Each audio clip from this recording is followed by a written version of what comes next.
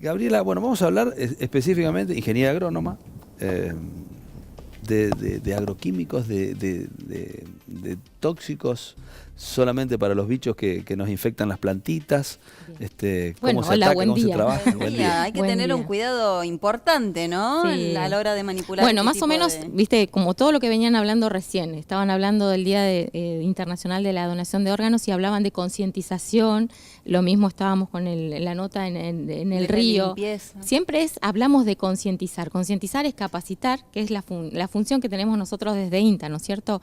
Es capacitar y explicar cuáles son los riesgos que tiene la utilización de agroquímicos, la mala utilización de agroquímicos muchas veces. Cuando hablamos de producción hortícola, producción frutícola, siempre hay una plaga o una enfermedad que puede afectar el cultivo. Bueno, muchas veces es como, el productor necesita aplicar un producto químico porque si no va a haber perjudicado su cosecha, digamos. Es el trabajo del productor, de eso vive, entonces nosotros tenemos que llegar con un producto que sea comercial y que tenga producto para cosechar. Hay plagas que, dependiendo del momento en que atacan un cultivo, pueden estropear toda la cosecha de ese productor. Los productores ya saben qué es lo que tienen que utilizar. Los que no lo saben, ¿con quién averiguan?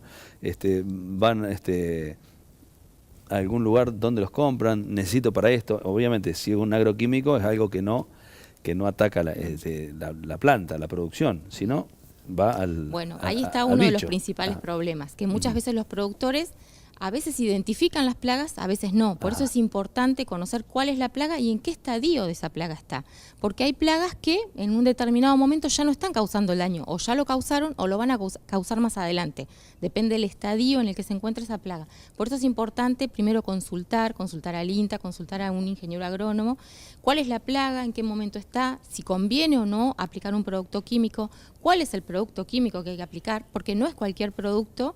Hay productos específicos para el cultivo y para la plaga. ¿Hay un control con respecto a esto? O sea, con Bueno. respecto a la cantidad de gente que cultiva, que cosecha y la aplicación de esto que después indefectiblemente repercute en la salud de quien lo consume, ¿no? ¿Existe un control? ¿La gente, los productores se acercan a consultar o se manejan? Bueno, a nivel provincial tenemos una ley de agroquímicos, que es la ley número 11, la ley 11 número 16, que lo que regula esta ley es quiénes son las personas que están manipulando agroquímicos, desde el productor que lo va a usar hasta la agropecuaria que está vendiendo un producto químico. Por eso a partir de ahora se empieza a implementar la receta agronómica. Es igual que cualquiera de nosotros cuando necesita un medicamento, tiene que pasar, tiene que ir al médico y el doctor es el que hace una receta. No es que más allá de que vamos a la farmacia, ¿qué me puedes dar para la tos? Hay productos de venta libre, pero hay productos que son con receta. Bueno, los agroquímicos a partir de ahora se venden con receta. De esta manera se está controlando un poco más el hecho de, atrás de esa receta, ahí está la firma de un responsable técnico que es el que recomendó la aplicación de un producto en un determinado momento, en un determinado cultivo. Entonces hay un seguimiento de cuáles son los productos que se usan en la zona. Este es el control para la compra. ¿Hay un control para la venta? Se hacen análisis de residuos de agroquímicos en hortalizas. Es un análisis que se hace a través de bromatología, donde es un barrido de residuos, digamos. Lo que queremos saber es, se va a una chacra, se cosecha una lechuga o una selga y se hace ese análisis. Se hace el análisis. Exacto, un análisis de residuos de agroquímicos se llama. Si sobre ese producto, el residuo que resulta de del análisis es un producto que, primero, que no está permitido para lechuga, o que las dosis, cuando hablamos de un producto, ese producto se desintegra en la hortaliza que vamos a comer. Por eso es que se puede aplicar un producto químico cumpliendo los periodos de tiempo establecidos, no debería causar ningún daño a la salud. Si se cumplen los periodos se llama periodo de carencia, donde no se puede cosechar hasta que se cumple ese periodo. ¿Qué pasa cuando un productor cosecha antes? El residuo de ese agroquímico es mucho más alto en esa lechuga o en esa selga. En ese momento se le labra un acta, está en infracción ese productor.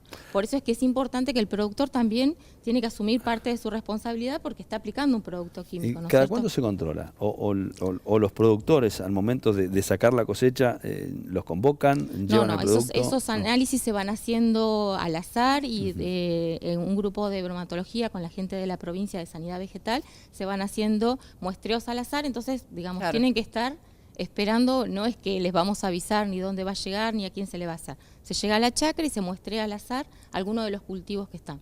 Viste que los cultivos hortícolas son como, digamos, hay muchos cultivos en poquito tiempo, ¿no? Claro, No rápido, es como digamos. cuando hablamos de una chacra de cerezas donde es un cultivo perenne. Sí, una vez al año. Exacto. En cambio, los hortícolas tienen mayor, viste, hay mucha cantidad de cultivos en poquita superficie. Tomando estos recaudos, el alimento que nosotros encontramos acá en el valle, o sea, son aptos para el consumo. Sí, los análisis que se vienen haciendo hasta el momento, los límites de residuo están dentro de los límites permitidos y los productos que se están utilizando también están controlados.